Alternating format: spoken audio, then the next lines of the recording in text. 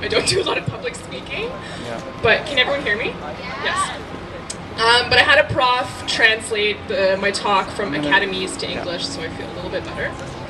I'm going to record this. Okay. So bear with me that I'm going to read this.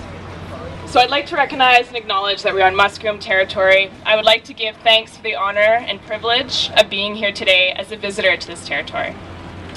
I'm not an expert. I'm always learning, especially through my mistakes.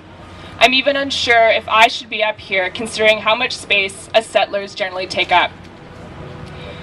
I'm here to share some lessons from my own journey toward Indigenous Settler Alliance building. I want to explain why I've been participating in Idle No More. I believe it should not strictly be the burden of Indigenous peoples to talk about the impacts of racism and ongoing colonialism in this country. So I want to talk about how do I, my family, my community, the nation state, and all settlers benefit from colonialism and racism. My name is Karina Czyzewski. I'm from Ottawa and Algonquin Territory. I'm a settler of French-Canadian, Eastern European heritage. I'm trying to learn more about where I'm from.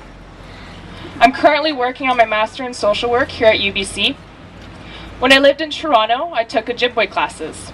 For me, it was a small sign of respect for the people whose traditional land I was on. I lived, worked, volunteered, and played within the Indigenous community in Toronto. I learned a lot from that experience, but maybe more importantly, I learned what I didn't know. I could talk at length about the journey that brought me here, or read off the articles that came out of my previous masters looking at the Truth and Reconciliation Commission, transformative education, and colonialism as a broader social determinant of health. But that would probably be boring as all hell and likely filled with pretentious jargon. So instead, I want to ask the question, how do I personally benefit from colonialism? There's no doubt that I benefit. I may have faced individual hardship or struggled with patriarchy. My grandparents may have fled oppressive regimes, but recognizing myself as settler does not negate those experiences. It simply highlights the multiplicity of my identity. I suspect this is true for most of us whose families came from someplace else. As a settler, I inherited a history of injustices committed against Indigenous peoples. We live in a country with multiple layers of injustice that often play out in oppression Olympics. We can all recognize that people who come here, may be dispossessed of their lands in other countries. But all settlers have privileges that are based on the expropriation of land and resources from those who were here first, Indigenous peoples. I see evidence of this pitting people against each other, this racial hierarchy, when I hear people labeled as deserving of Canadian tax dollar support and recognition, and the undeserving taking advantage of social assistance and medical benefits. I am not an original inhabitant or caretaker of this land. I do not and cannot easily have the sense of responsibility and title that flows from being an original inhabitant with a unique relationship with all that it surrounds me. Yet I have more privilege and financial security than most of my Indigenous friends. And that privilege and security comes from the control that a settler culture, of which I am a part, has over land and resources most often stolen from Indigenous peoples. I feel genuinely uncomfortable when my brother says he wants to own property because of the value. As much as I dearly love these lands, I do not own them. Indigenous peoples were displaced so my grandparents could have farms, so their children, my father, would go to university and I benefited. It is uncomfortable to contemplate that I'm here right now because of undue privilege and not simply because of hard work. This isn't guilt, but a matter of responsibility. When I began to place myself alongside the social forces that create the climate of obstacles Indigenous peoples must confront, this is where I began to be persuaded to act upon these forces. I can never truly know what colonial injustices feel like, what racism feels like. In Edmonton, I was a part of a team of anti-racism educators. We went to elementary schools, First Nations school, the University of Alberta, the Young Offenders Centre. In one alternative education centre, probably where close to 90% of the students were First Nations, we were talking about racism and one youth asked me, "How would you know?" told him he was right. I didn't know. I couldn't know. I would never know, and I don't want to make it seem like I do. But I think it's important to have these discussions because no one owns the topic of racism, and so no one group should be burdened with being the only ones talking about it. Part of alliance building for a settler is some rather confidence-shaking education where we grasp our complicity, and at the same time, there are pitfalls to taking things too personally. What I mean by this is two things. One is an acknowledgement that my white skin is in itself a barrier. Some people have not wanted to engage with me, have not said a thing to me, and walked away because my skin may have represented a painful history, paternalist attitudes, and colonial beliefs. It may have brought back memories of white settlers trying to rescue the poor natives. We're still doing that. Indigenous peoples have every reason to not trust me. Trust is built and earned and re-earned. I accept the anger as a member of an oppressor group, not as an individual. I understand this anger because until the politics and economics of oppression are changed, I will continue to receive resources and power from colonial structures. I still need to avoid the heroic accounts of what I might think I have done. I need to be wary of demanding Indigenous emotional support for my alliance building. I need to be more humble, empathic, and to just listen respectfully. My other example of not taking things personally involves not confusing guilt and responsibility.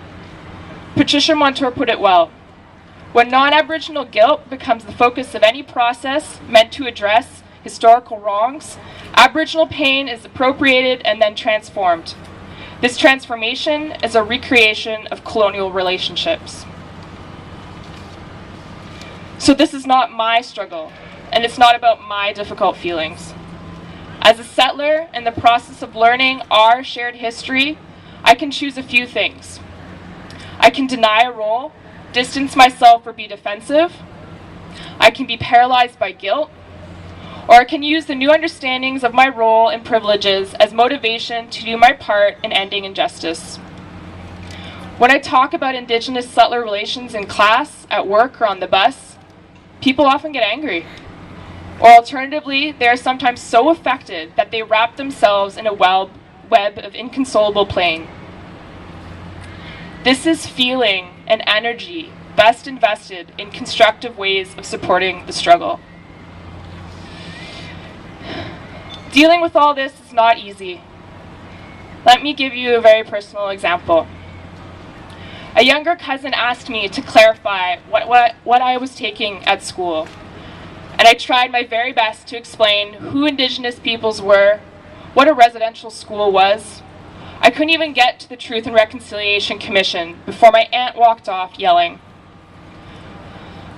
I was upset to see her react like that, and that I may have ruined a family gathering.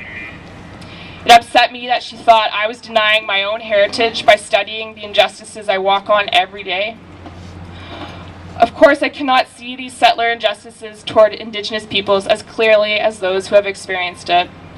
But let me ask you, what do you think it takes to calmly listen to the same misguided arguments, but they get free education, but they can't hold us accountable to what happened hundreds of years ago, but they're not even Native anymore, etc. What I believe Idle No More practices is peaceful voicing. Gentle responses can sometimes go a long way. Saturday at a dinner party, my heart raced as people I had just met for the first time started to yell why my ideas of honoring treaties were bullshit. So my internal dialogue was breathe, remain calm, don't storm off. And I recognized here that there's a very different history from east to west. But scenes like this push our buttons, mine included. I did my best to share and remain calm in the presence of people yelling at me. After the conversation came back to a normal tone and some time had passed, my most vocal opponent gently tapped me and said, "I think I have something to learn." It doesn't always end so well, but those moments of feeling hopeful are a powerful driver to continue the work. These kinds of exchanges happen on much larger levels too. structural levels, policy levels, all over the media throughout the nation state. Canadian myth-making and legitimation is a constant and widespread project. A significant example for me was standing singing O Canada in class every day. We enact rituals that reinforce the idea of Canada as a peaceful, benevolent nation. In English, how would it feel to change "and" to "on" in the second verse, our home and native land? In French, the equivalent line, terre de nos aïeux, or land of our ancestors, carries even more meaning in that it suggests these are the lands of settlers. We tell these settler-focused stories that deny colonialism is ongoing and claim it as a part of a distant history. There are original stories about who cared for these lands. What rights do we settlers cling to, and what responsibilities do we avoid by enacting these Canadian stories? I choose no more silence. What does changing these Indigenous settler relations require from us? It's like an elaborate dance. It takes commitment, sustained effort, mentors, partners, constructive criticism, dialogue, and we will not get it right away. We will need help, and we still have much learning to do. We need to acknowledge that we will make mistakes. As my prof likes to say, it's called being delightfully human. By using the dance analogy, I do not mean to trivialize the seriousness of this struggle. The health of the lands, waters, air, and all their inhabitants is at stake. Human lives have been lost, and lives are at stake. I look forward to hearing less, "I didn't know," and more, "Why didn't I ask?" I look forward to hearing less, "What do First Nations need? And what can be done?" And more, "What have I not done? And what can I do?" With knowledge gained comes with the responsibility to share and act. Who can I share these stories with? When our support is called upon, will we act? What's stopping us? Miigwech.